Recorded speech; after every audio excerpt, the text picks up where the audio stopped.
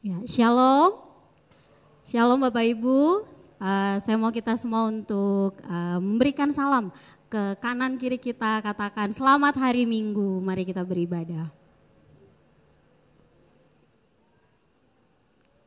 Ya, sebelum kita memulai ibadah kita, saya mengajak kita semua untuk berdiri bersama-sama. Kita akan membuka ibadah pagi hari ini di dalam doa. Pertolongan kita dalam ibadah minggu yang kudus ini ialah datang dari Allah yang menciptakan langit, bumi, dan segala isinya.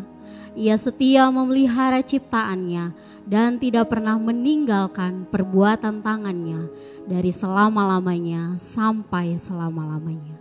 Ya Tuhan, kami bersyukur untuk kasih-Mu, penyertaan-Mu dalam kehidupan kami. Terima kasih jika pagi hari ini Tuhan mengizinkan kami untuk ada di tempat ini, bersama-sama di rumah Tuhan untuk beribadah.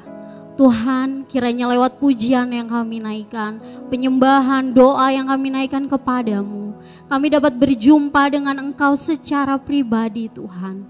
Dan melalui kebenaran firman Tuhan yang nanti akan kami dengarkan, hidup kami diubahkan, iman kami dikuatkan, dan kami menjadi semakin serupa dengan Kristus. Kami berdoa Tuhan menyerahkan seluruh rangkaian ibadah kami hari ini ke dalam tangan kuasa-Mu. Mari kita semua yang siap memuji dan menyembah Tuhan, sama-sama kita katakan, amin. Shalom, berikan kemuliaan buat Tuhan. Amin. Bukan dengan kuat kita, bukan dengan gagah kita boleh ada di tempat ini.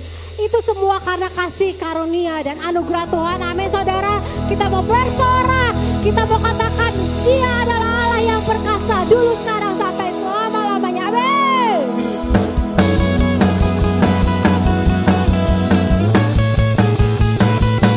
Kita sama-sama tepuk tangan buat Tuhan.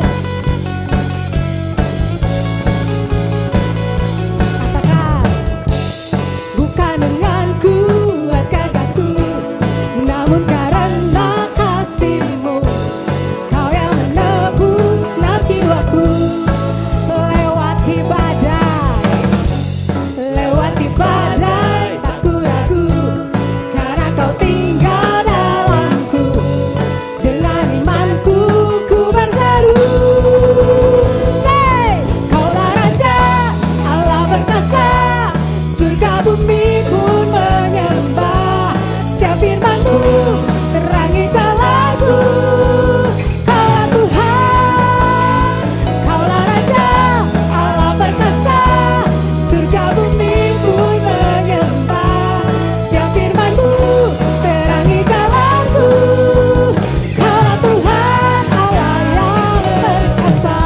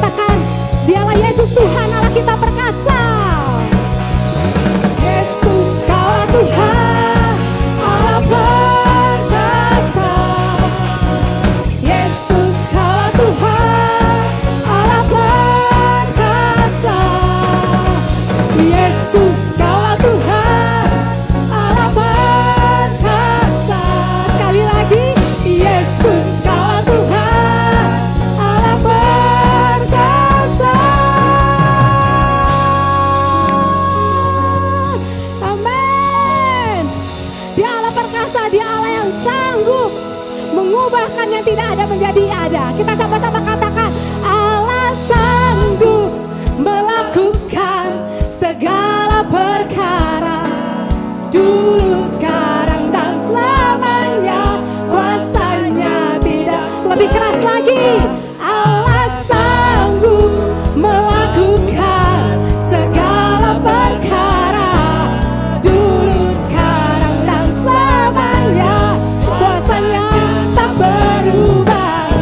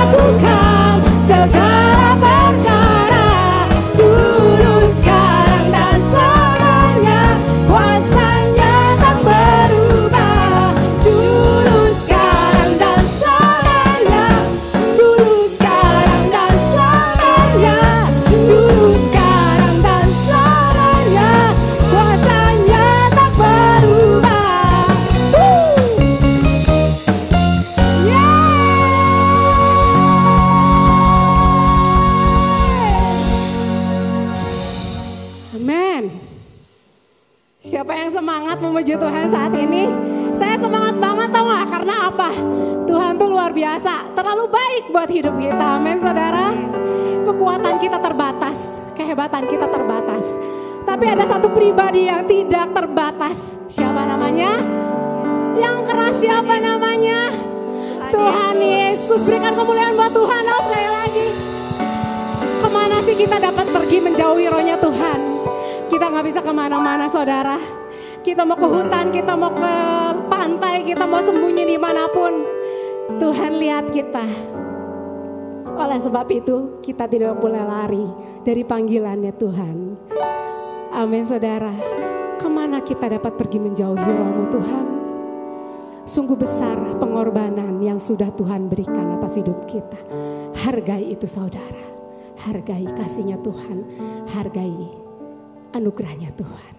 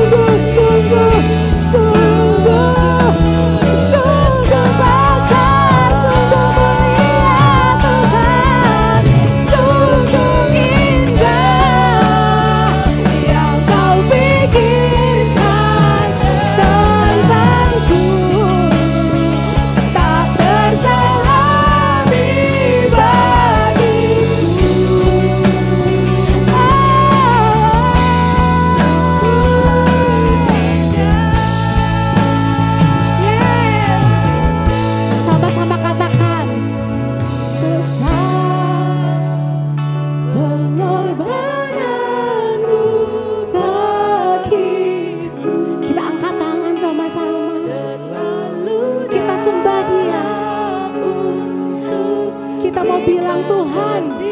Pengorbananmu sungguh sangat besar untuk disia-siakan.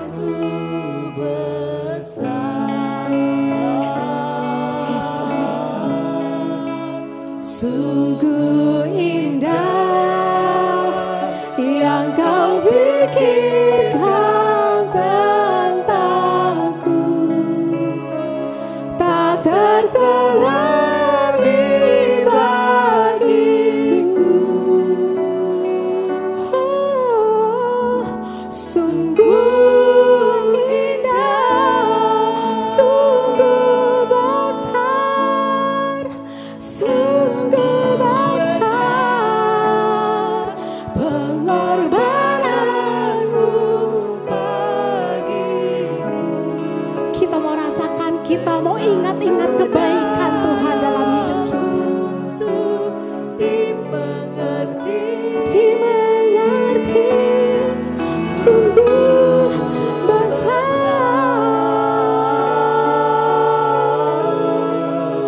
sungguh indah yang kau pikirkan tentangku, tak terselami bagiku.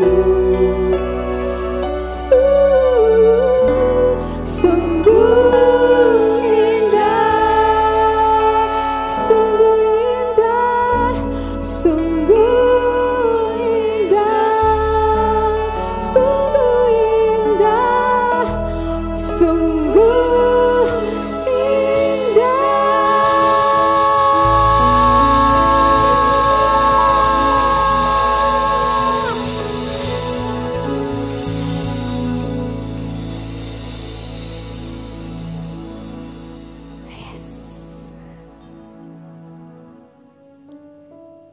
terlalu indah Tuhan, terlalu mulia, terlalu besar Tuhan. Cukup buat kami pengorbanan-Mu, cukup buat kami anugerah-Mu, cukup buat kami kasih setia-Mu Tuhan. Cukup. Kami gak ingin jauh dari Engkau.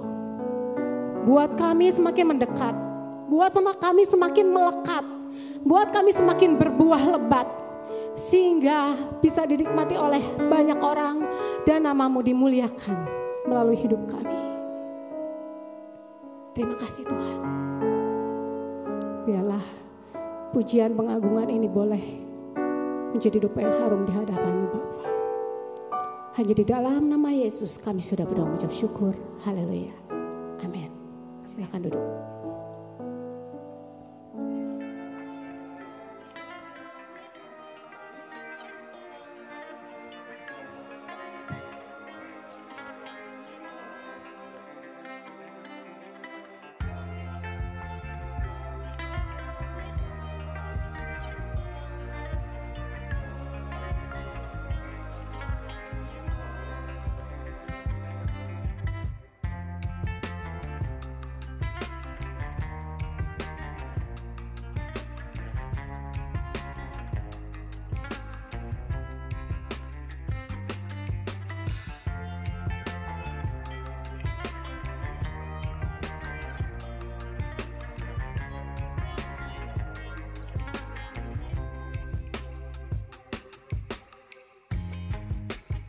Kita yang mau percaya kepada Tuhan Yesus dan karyanya di atas kayu salib, kita punya pengharapan. Kita akan diselamatkan, ya, dan hidup kita tentu akan menjadi kesaksian. Sampai akhirnya kita bisa mengampuni orang tersebut. Itu artinya ada proses yang terjadi dalam hidup kita sebagai anak Tuhan. Makanya kenapa Paulus katakan, dulu kamu makannya susu, sekarang makanan keras dong. Itu berarti ada pertumbuhan saudara, sebagai anak Tuhan. Satu tempat di mana aku bisa datang dengan segala keadaanku.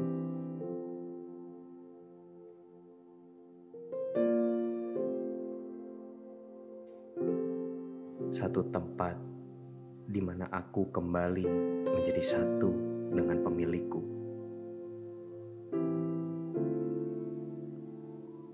satu tempat ketika kata-kata tidak terucap, namun tangis adalah sebuah bahasa.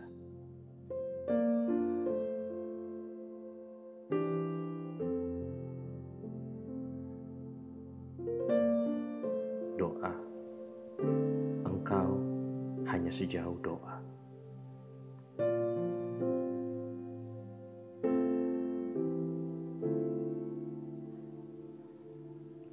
Penuhi hatimu dengan hadirat-Nya. Dia akan menuntunmu ke padang rumput hijau dan menyegarkan jiwamu.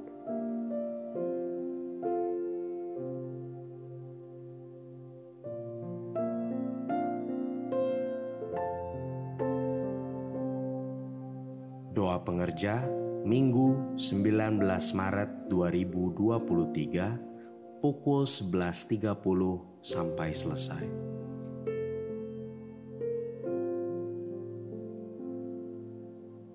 Turut mengundang seluruh pelayan, pengurus, dan hamba Tuhan Gereja Rehobot Jemaat Bandung. Tuhan Yesus memberkati. Shalom Bapak Ibu, puji Tuhan. Sekarang kita akan mendengarkan kebenaran firman Tuhan.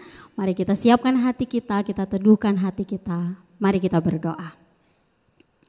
Ya Tuhan Allah kami, sungguh kami mengucap syukur kepadamu Tuhan. Karena kesempatan yang Tuhan berikan kepada kami untuk menaikkan pujian penyembahan kami kepadamu Tuhan. Sekarang Tuhan, tiba saatnya kami untuk duduk diam, mendengarkan kebenaran firman Tuhan. Kami berdoa kiranya Roh Kudus Engkau akan membimbing kami, memampukan kami untuk mengerti apa yang Tuhan ingin sampaikan kepada kami pagi hari ini. Hamba-Mu berdoa Tuhan, menyerahkan hamba-Mu yang terbatas ini, kiranya hamba-Mu dapat menyampaikan apa yang menjadi isi Tuhan. Biarlah firman Tuhan yang kami dengar pagi hari ini dapat mengubahkan kehidupan kami, menguatkan iman kami mungkin yang sedang lemah. Dalam nama Tuhan Yesus kami serahkan pemberitaan firman Tuhan. Haleluya. Amin. Ya, sekali lagi selamat pagi Bapak Ibu, saudara-saudari yang terkasih. Pagi hari ini saya memberikan judul firman Tuhan yaitu menanti. Nah, ada banyak hal yang bisa terjadi pada saat menanti.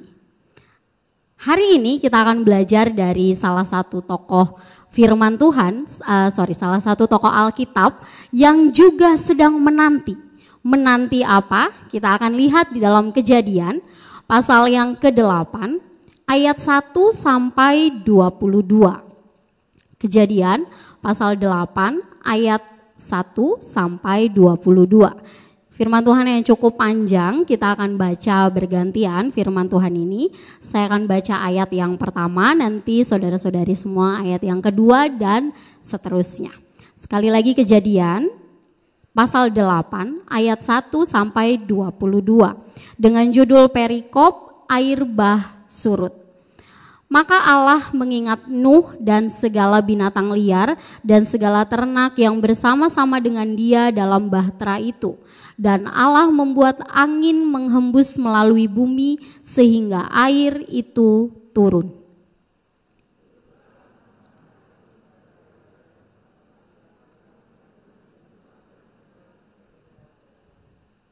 Ayat ketiga, dan berhentilah hujan lebat, dan makin surutlah air itu dari muka bumi, demikianlah berkurang air itu sesudah 150 hari.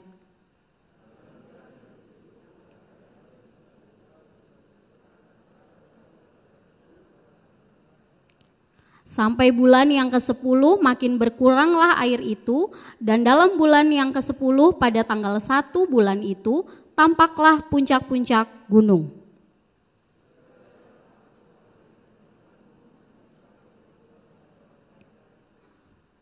Lalu ia melepaskan seekor burung gagak dan burung itu terbang pulang pergi sampai air itu menjadi kering di atas bumi.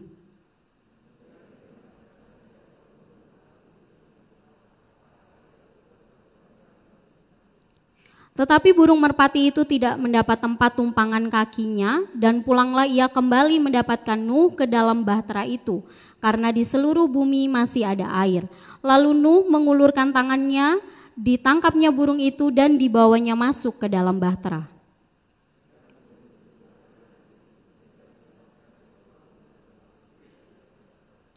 Menjelang waktu senja, pulanglah burung merpati itu mendapatkan Nuh, dan pada paruhnya dibawanya sehelai daun zaitun yang segar. Dari situlah diketahui Nuh bahwa air itu telah berkurang dari atas bumi.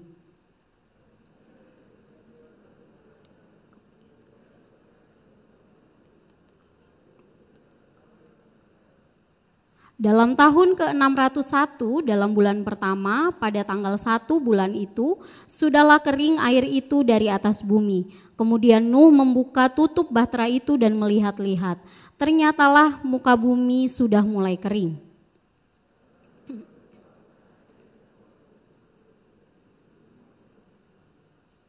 Lalu berfirmanlah Allah kepada Nuh,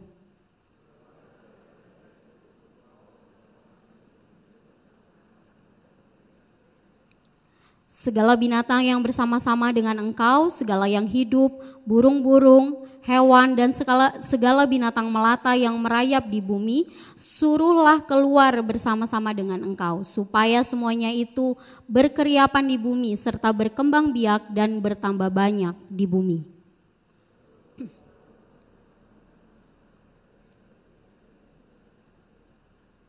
Segala binatang liar, segala binatang melata, dan segala burung, semua yang bergerak di bumi, masing-masing menurut jenisnya, keluarlah juga dari bahtera itu.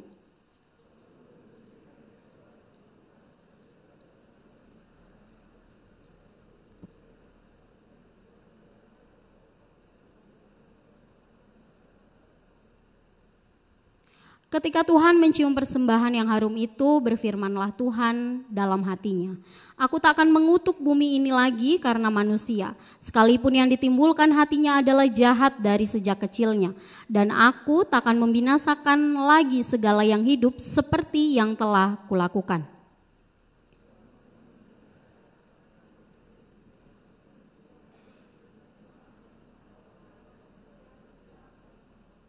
Amin. Nah, saudara, minggu ini kita masih belajar dari tokoh Alkitab yang bernama Nuh. Dan minggu ini kita akan belajar dari satu perikop yang sudah kita baca tadi. Nah, saudara yang terkasih, dalam perjalanan kita menjadi orang percaya, ada saatnya saat kita berdoa Tuhan menjawab dengan cepat. Tetapi tidak jarang Tuhan juga mengizinkan kita mengalami masa-masa di mana kita berdoa, meminta sesuatu kepada Tuhan, tapi Tuhan tidak segera menjawab. Nah, misalnya pada saat kita sakit penyakit tertentu mungkin, kemudian kita berdoa, kita minta Tuhan tolong sembuhkan saya. Tapi kadang kita mengalami Tuhan tidak langsung menyembuhkan pada saat kita berkata amin. Ya, tapi kita harus menunggu dulu prosesnya. Kita harus minum obat untuk sekian waktu tertentu, mungkin kita harus bolak-balik ke dokter, dan kemudian perlahan-lahan kita kemudian sembuh. Sama seperti pada waktu awal-awal COVID ya Bapak Ibu, saya juga pernah positif, mungkin sebagian besar kita juga pernah positif. Pada saat kita dinyatakan positif COVID, kita harus isoman 14 hari. Dan itu lama ya Bapak Ibu. Kemudian kita harus mengkonsumsi obat dalam jumlah tertentu yang sudah ditentukan. Saya pernah positif di bulan Maret 2020 dan waktu itu saya dapat obat satu hari saya harus minum lebih dari 8 obat. Itu obat yang dari pemerintah. Nah, mungkin Bapak Ibu sudah jadinya flashback ya, ingat kejadian itu. Nah, setelah minum obat harus diam di rumah 14 hari, merasakan sakit dan lain sebagainya. Setelah itu harus PCR dulu. Kalau hasilnya masih negatif, tolong isoman lagi tambah 7 hari gitu ya. Jadi semakin panjang waktunya, ada perjalanan yang harus kita lewati. Kemudian nanti setelah 7 hari kita PCR lagi. Harus sampai positif baru kita bisa bebas, baru kita bisa beraktivitas lagi. Nah Bapak Ibu, ada proses panjang, ada masa-masa di mana kita harus melewati proses panjang, kita harus melalui itu. Ada waktu yang Tuhan izinkan terjadi di mana kita menunggu, menanti penggenapan janji Tuhan dalam kehidupan kita. Nah, kalau kita kembali di perikop yang tadi sudah kita baca, Nuh di dalam cerita ini dia juga sedang menantikan janji Tuhan, kapan dia bisa bebas dari air bah, kemudian bisa keluar dari bahtera dan memulai kehidupannya lagi. Nuh digambarkan dalam perikop ini sedang menanti. Nah, Bapak Ibu, saudara-saudari, seperti yang sudah dibahas beberapa minggu ke belakang, kitab Kejadian ini ditulis oleh Musa, termasuk cerita yang kita baca tadi. Ini ditulis oleh Musa pada saat dia berada di padang gurun bersama dengan orang Israel. Waktu itu mereka baru keluar dari perbudakan di Mesir. Nah, mereka, Musa dan semua bangsa Israel itu juga sedang dalam masa penantian. Mereka menanti kapan janji Tuhan tergenapi dalam kehidupan mereka. Mereka menanti kapan mereka bisa masuk tanah Kanaan, tanah perjanjian yang sudah Tuhan janjikan kepada mereka. Kapan mereka bisa hidup bebas di tanah milik mereka sendiri. Jadi pasal ini, air bah surut, pasal yang kita baca, secara khusus ditulis oleh Musa untuk membentuk cara pikir orang Israel pada saat itu sebagai pembaca pertama ketika mereka menantikan janji Tuhan. Melalui perikop ini Musa ingin memberitahu bangsa Israel bagaimana saat mereka bergumul di masa-masa penantian. Bagaimana mereka harus memaknai masa-masa penantian yang panjang itu. Nah, saudara yang terkasih, pagi hari ini kita akan belajar dua hal yang harus dimiliki dalam masa-masa menanti janji Tuhan. Ya, maaf slide-nya terlambat. Kita akan belajar dua sikap yang harus dimiliki, yang harus kita miliki sebagai orang percaya ketika kita berada dalam masa penantian. Yang pertama adalah kesadaran bahwa Tuhan pegang kendali. Kalau kita baca di ayat pertama sampai 14, hampir separuh dari perikop ini hanya menceritakan satu hal, yaitu proses surutnya air. Musa menuliskan proses surutnya air dengan sangat detail. Di ayat 1 sampai 2 diceritakan bahwa Allah menghentikan hujan dan perlahan-lahan airnya terserap oleh bumi. Di ayat ketiga, 150 hari setelah itu air terlihat mulai berkurang. Dan beberapa bulan kemudian bahtera Nuh akhirnya kandas di pegunungan Ararat. Kemudian berapa bulan kemudian dituliskan bahwa air makin berkurang lagi dan puncak-puncak gunung mulai terlihat. Nah, 40 hari setelah itu Nuh melepas seekor burung gagak dan merpati untuk melihat keadaan apakah airnya sudah berkurang. Tapi ternyata masih belum. Dan Nuh harus menunggu lagi 7 hari. Kemudian dia lepaskan lagi burung merpati untuk lihat bagaimana keadaan di bumi.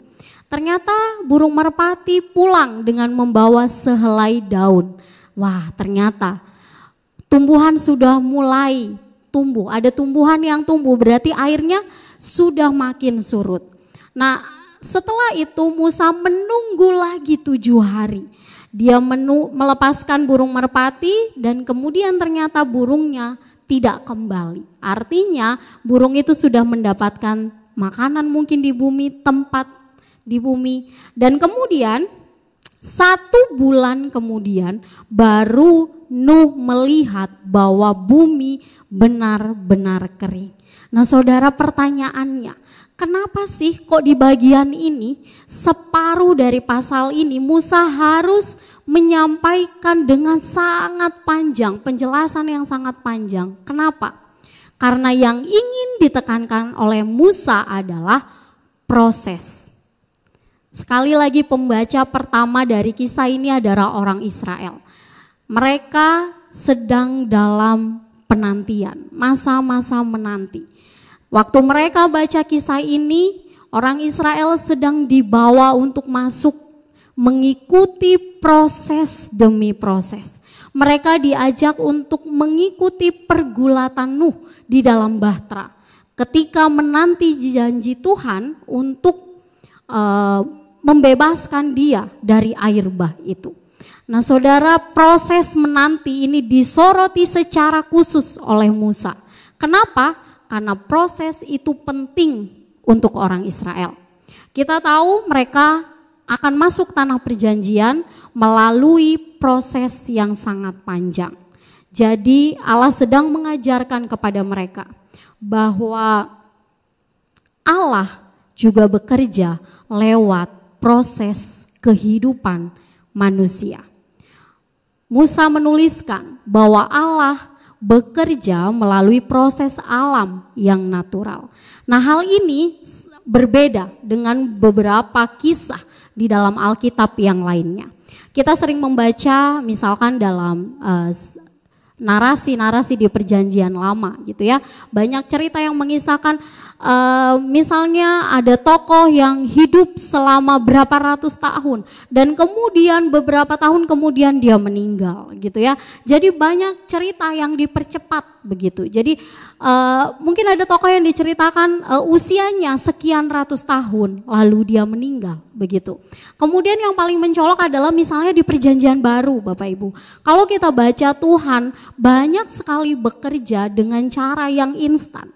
Misalnya melalui mujizat, misalnya ada orang lumpuh, Tuhan menyembuhkan lalu kemudian orang yang lumpuh itu bisa berjalan. Atau yang buta bisa melihat. Jadi intinya di bagian Alkitab yang lain, di situ juga diceritakan bahwa Tuhan seringkali bekerja lewat sesuatu yang cepat, begitu. Tapi ternyata di bagian Alkitab yang kita baca hari ini, Tuhan juga bisa bekerja lewat proses alami, sistem yang berjalan seperti yang kita jalani dalam kehidupan sehari-hari. Saudara, Tuhan bisa bekerja secara supranatural, tapi Tuhan juga bisa bekerja secara natural lewat sistem kehidupan sehari-hari. Ketika segala sesuatu berjalan alami, seperti sistem yang biasa kita jalani, bukan berarti Tuhan tidak bekerja. Alam dan semua sistem dalam kehidupan kita itu diciptakan oleh Allah. Dan ketika itu semua berjalan seperti biasa, maka itu juga berarti ada campur tangan Tuhan di dalamnya. Nah, saudara-saudara yang terkasih, seringkali orang percaya itu salah memahami cara kerja Tuhan. Misalnya, pada saat kita sakit, lalu kemudian kita minum obat, perlahan-lahan kita akan sembuh. Kemudian kita mungkin ada yang berpikir, sepertinya Tuhan gak bekerja ya. Sepertinya orang saya sembuhnya karena minum obat. Nah, ini adalah cara pandang yang keliru. Tuhan bekerja melalui obat yang kita minum, dan itu diproses oleh sistem tubuh kita secara alami. Siapa yang mengendalikan sistem itu? Tuhan. Tuhan juga ikut turut campur tangan di dalamnya sampai kita sembuh.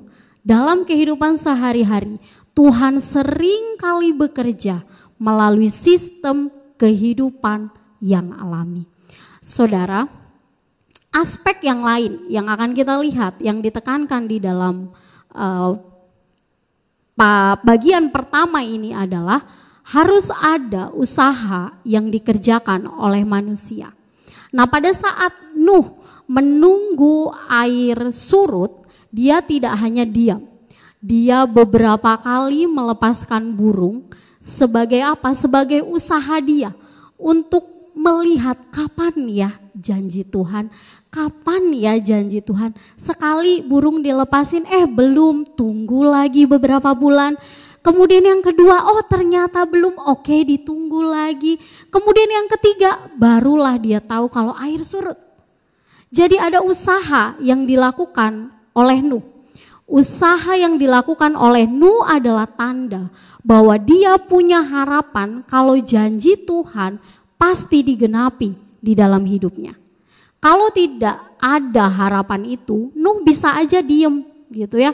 Ngapain dia lepasin burung? Toh selama ini sudah beratus-ratus hari dia di dalam bahtera. Kenapa nggak tunggu aja?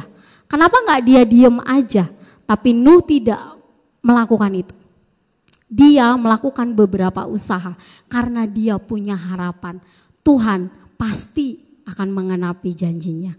Nah saudara, kalau kita bisa simpulkan di bagian pertama ini kita belajar bahwa Tuhan seringkali bekerja melalui proses-proses yang natural dalam kehidupan kita. Melalui sistem kehidupan yang kita jalani setiap hari. Dan dalam menjalani proses itu diperlukan kesadaran bahwa Tuhan pegang kendali kehidupan kita. Kesadaran ini akan menghasilkan kesabaran pada saat kita menjalani proses tersebut. Jadi kesadaran tentang Tuhan yang memegang kendali kehidupan kita itu berkaitan dengan kesabaran, berhubungan dengan kesabaran. Kalau kita tidak sadar bahwa Tuhan pegang kendali, kita tidak akan sabar menjalani proses itu. Kita akan terus tanya Tuhan, Tuhan kapan saya keluar dari masa-masa ini? Atau Tuhan kapan sih saya bisa melewati masa ini, kok lama sekali Tuhan? Kalau kita tidak punya kesadaran itu, maka kesabaran kita juga setipis tisu Bapak Ibu. Ya mungkin kita sering dengar istilah itu. Nah kesabaran yang harus dipunyain orang percaya, yang harus dimiliki orang percaya adalah kesabaran yang harus disertai tindakan. Pada saat kita menjalani proses, ada mungkin pergumulan batin di sana. Mungkin ada masa-masa di mana kita terus mengikuti bimbingan Roh Kudus. Walaupun mungkin di depan terasa gelap, walaupun jalan keluarnya belum terlihat. Tetapi tindakan yang harus kita lakukan adalah kita ikuti bimbingan Roh Kudus dalam kehidupan kita. Melalui apa? Melalui firman yang kita baca, doa kita, hubungan pribadi kita dengan Tuhan. Itu semua menolong kita. Tuhan kasih clue di sana. Kita harus lakukan A, kita harus lakukan B, kita harus tetap percaya pada Tuhan, kita harus memegang teguh bahwa Tuhan akan menggenapi janjinya. Ini semua kalau kita lakukan, kita akan menjadi orang percaya yang memahami makna di balik proses yang Tuhan izinkan terjadi. Kita tidak menjadi orang percaya yang gampang putus asa. Kita tidak jadi orang percaya yang bersungut-sungut waktu Tuhan izinkan kita di dalam sebuah proses tertentu. Tapi kita jadi orang percaya yang bisa melihat makna di balik proses yang Tuhan izinkan kita lalui. Kemudian sikap kedua dalam menanti janji Tuhan adalah kesadaran tentang penyertaan Tuhan. Saudara-saudara yang terkasih, pergumulan Nuh dalam perikop yang kita baca tadi terjadi cukup lama. Dia bertahan kira-kira 370 hari di dalam bahtera. Waktu yang sangat panjang. Dan bahtera itu bukan tempat yang nyaman. Pasti bukan tempat yang nyaman. Karena apa? Karena kalau sebelumnya Nuh bisa bekerja dengan bebas, tapi di dalam bahtera dia tidak bisa melakukan itu. Kalau sebelumnya mungkin Nuh bisa jalan-jalan ya kemana aja gitu kalau dia mau. Tapi di dalam bahtera ya cuma sekotak itu. Kemudian kalau mungkin kehidupan sehari-harinya Nuh bisa makan apa saja yang dia mau, di dalam bahtera tidak begitu. Nah Bapak Ibu bayangkan kebosanan jenis apa yang dialami oleh Nuh pada saat dia harus menunggu di dalam bahtera.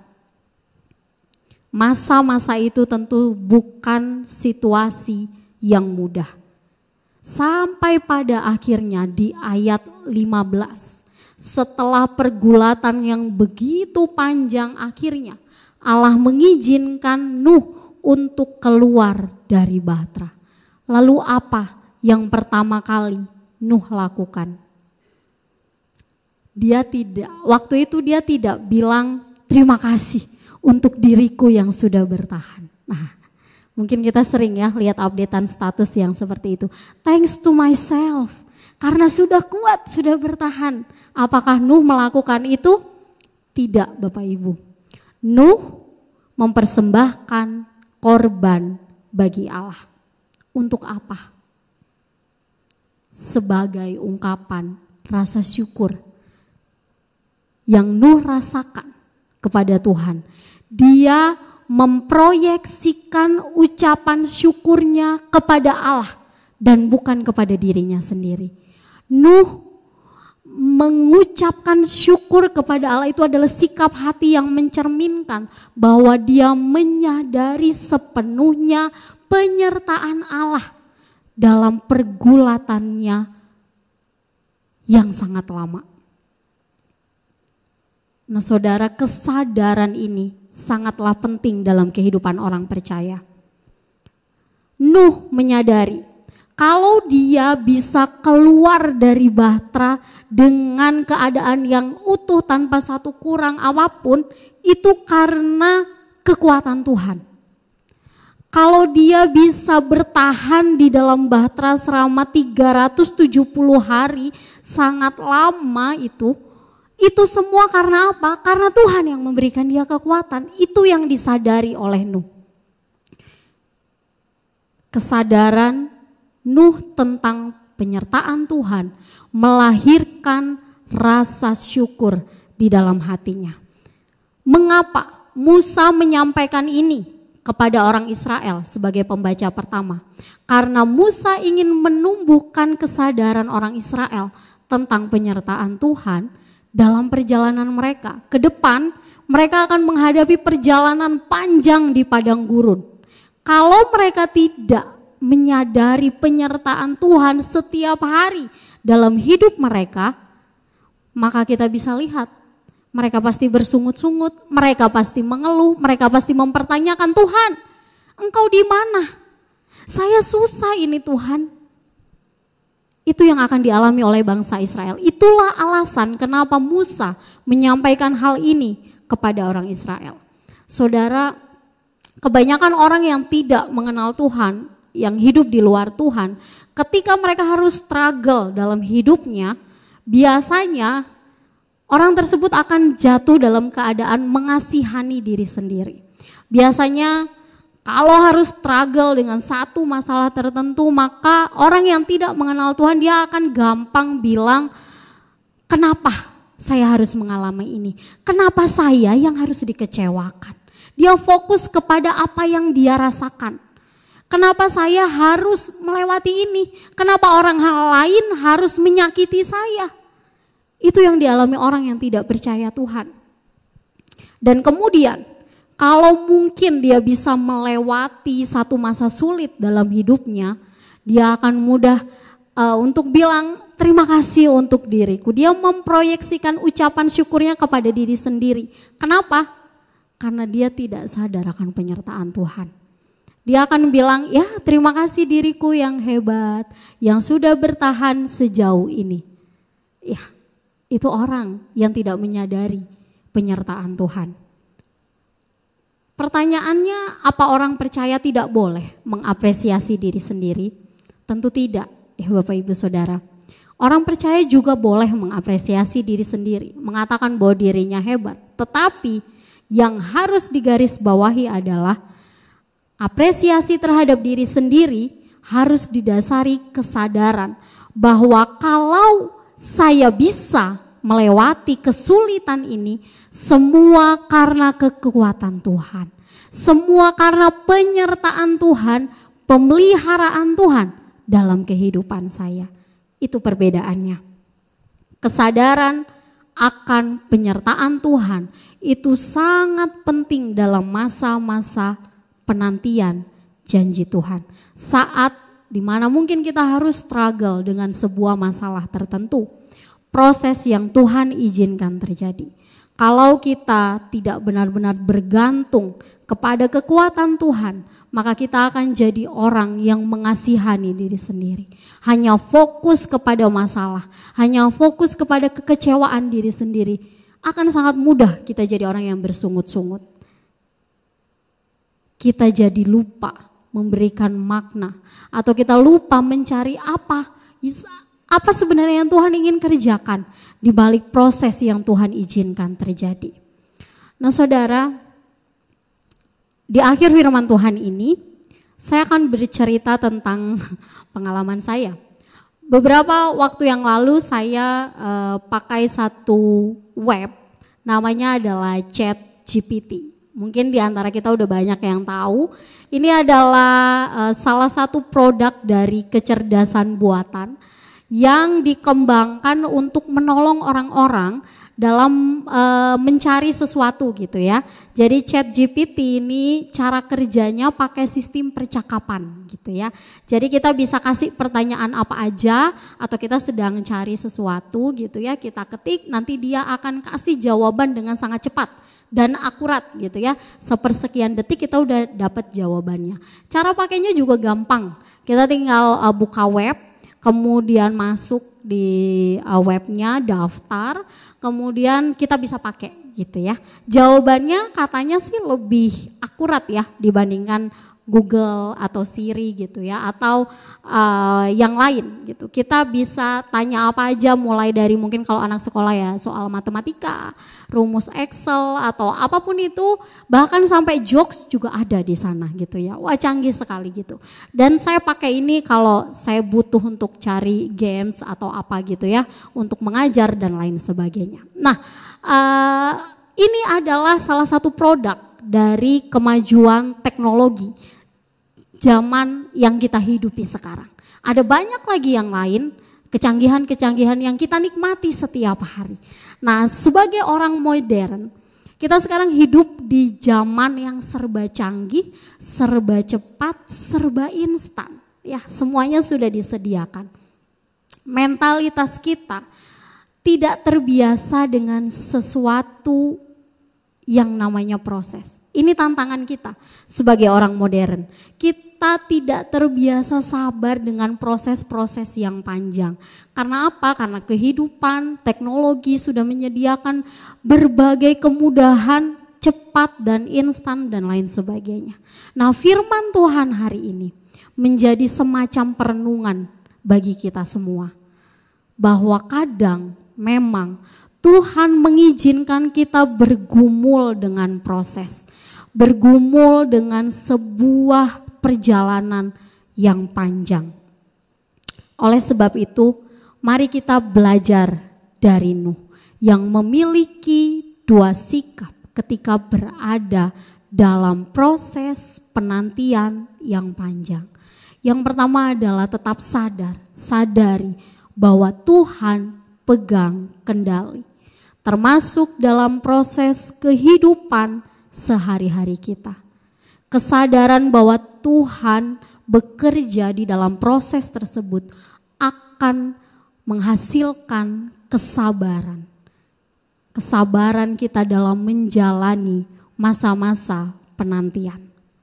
Tapi ingat, kesabaran kita sebagai orang percaya bukan kesabaran yang pasrah diam saja. Tapi kesabaran kita harus diikuti dengan tindakan. Apa itu? Mencari makna. Apa yang Tuhan ingin sampaikan kepada kita di balik proses yang harus kita jalani. Lewat ketaatan kita kepada firman, bimbingan Roh Kudus itu akan menolong kita untuk memahami makna apa yang harus saya mengerti, yang mau Tuhan ajarkan kepada kita di balik proses. Kemudian yang kedua, menyadari penyertaan Tuhan. Saat kita diizinkan Tuhan menjalani masa penantian, maka kesadaran kita akan penyertaan Tuhan akan membantu kita untuk fokus pada rencana Allah. Rencana Allah di balik proses yang harus kita jalani. Dan kesadaran akan penyertaan Tuhan ini akan melahirkan ucapan syukur dari hati kita kepada Allah. Demikian firman Tuhan hari ini. Saya mengajak kita semua untuk menenangkan hati kita. Kita mau datang kepada Tuhan.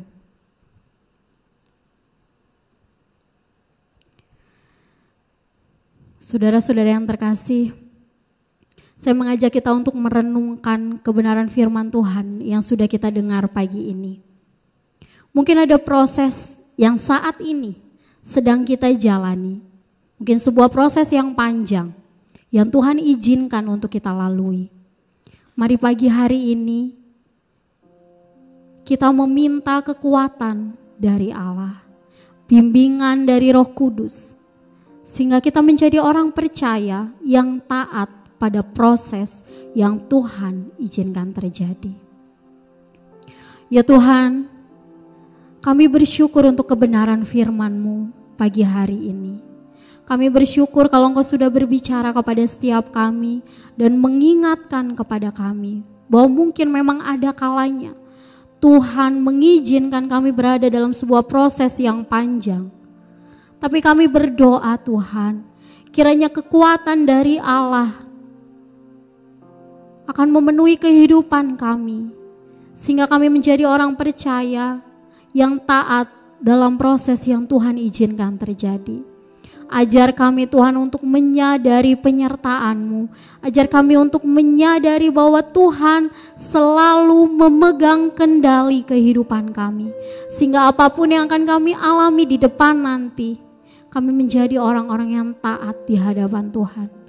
Hamba-Mu selesai berbicara Tuhan, tapi hamba-Mu percaya bahwa Roh Kudus Engkau akan terus mengingatkan hal ini dalam hati kami masing-masing.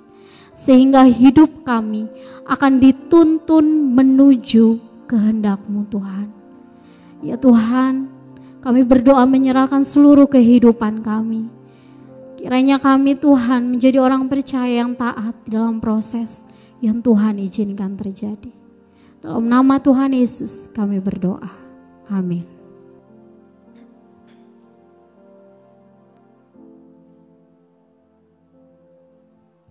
Ya puji Tuhan, saudara, kita sudah mendengar firman Tuhan yang sebenarnya ini adalah satu hal-hal yang perlu kita pegang di dalam kehidupan kita. Banyak hal yang kita hadapi dalam hidup ini. Banyak hal, banyak persoalan. Dari persoalan keluarga, anak, pekerjaan, kesehatan, dan sebagainya. Tapi kalau kita mau merenungkan kembali firman Tuhan yang sudah disampaikan pada pagi hari ini, kita tetap mengingat bahwa Tuhan memegang kendali hidup kita. Dan kedua, hidup kita selalu disertai oleh Tuhan. Maka kita menjadi anak Tuhan yang kuat. Persoalan bisa ada, tapi kita dapat mengatasi itu semua dengan pertolongan Tuhan. Puji Tuhan. Kita berdoa supaya bukan hanya kita mengerti, tapi kita lakukan firman Tuhan ini dalam kehidupan kita masing-masing. Itu akan bertumbuh, berbuah, dan nama Tuhan dipermuliakan.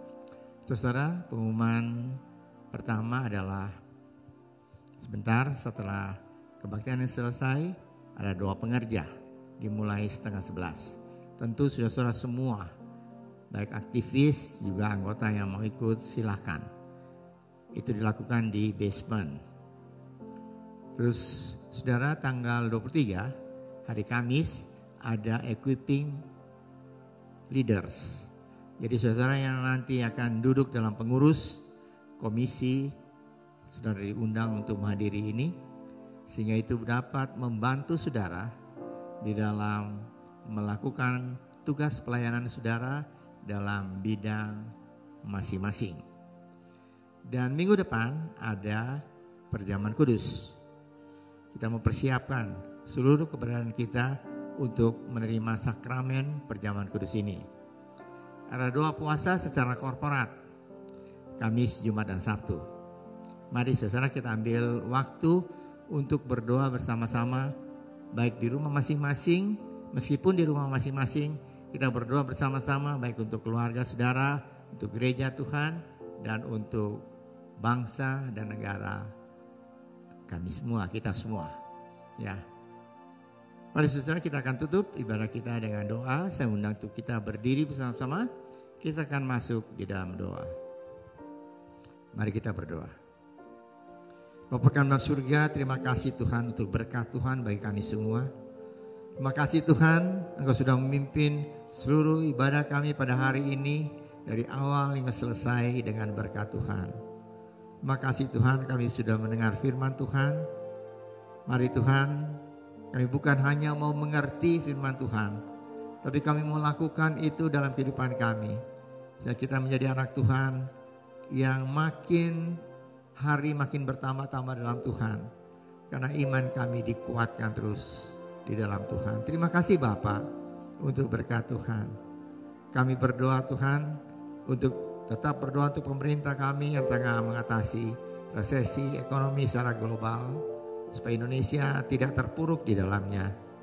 Kami berdoa Tuhan untuk tahun politik ini, untuk menghadapi pemilu tahun depan, Engkau tolong sehingga semua proses dapat dilalui dengan keadaan yang tenang, dan siapapun yang terpilih itu adalah pilihan dari Tuhan sendiri untuk memimpin bangsa dan negara kami.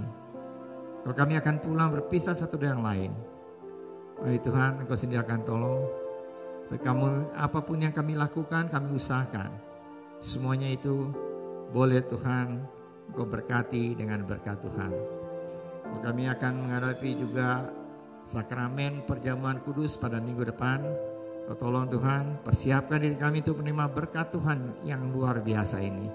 Juga kami akan doa puasa secara korporat hari Kamis, Jumat dan Sabtu. Terima kasih Bapa untuk berkat Tuhan. Kami akan pulang, kami akan memberikan persembahan dan mengembalikan perpuluhan yang Tuhan punya. Ajar pada kami untuk memberikan yang terbaik, karena Tuhan sudah memberikan yang terbaik bagi kami, yaitu keselamatan dan hidup yang kekal. Percaya Tuhan, Kau sudah mendengar doa kami dan ucapan syukur kami ini. Kami naikkan dalam nama Tuhan Yesus Kristus yang menjadi juru selamat kami yang hidup. Saudara yang dikasihi oleh Tuhan, angkatlah tangan saudara untuk menerima berkat Allah.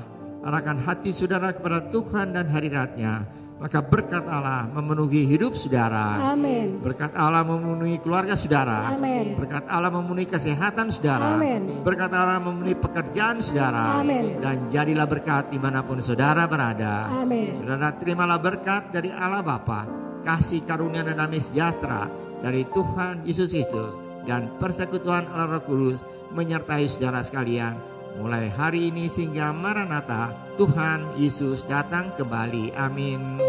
Bapa, terima kasih. Bapa, terima kasih. Bapa di dalam surga, ku berterima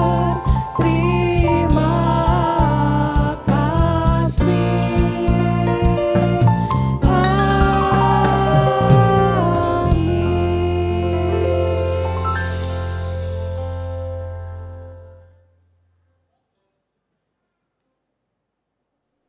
Selamat siang, selamat hari Minggu. Sampai berjumpa kembali di minggu depan. Tuhan Yesus memberkati.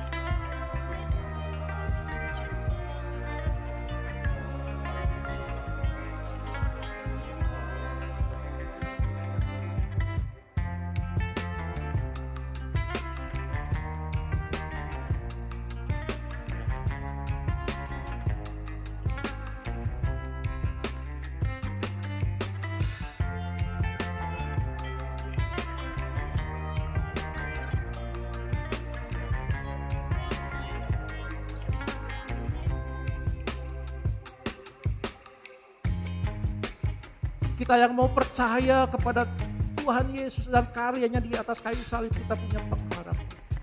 Kita akan diselamatkan, ya, dan hidup kita tentu akan menjadi kesaksian sampai akhirnya kita bisa mengampuni orang tersebut. Itu artinya ada proses yang terjadi dalam hidup kita sebagai anak Tuhan. Makanya kenapa Paulus katakan, dulu kamu makannya susu, sekarang makanan keras dong. Itu berarti ada pertumbuhan saudara, sebagai anak Tuhan.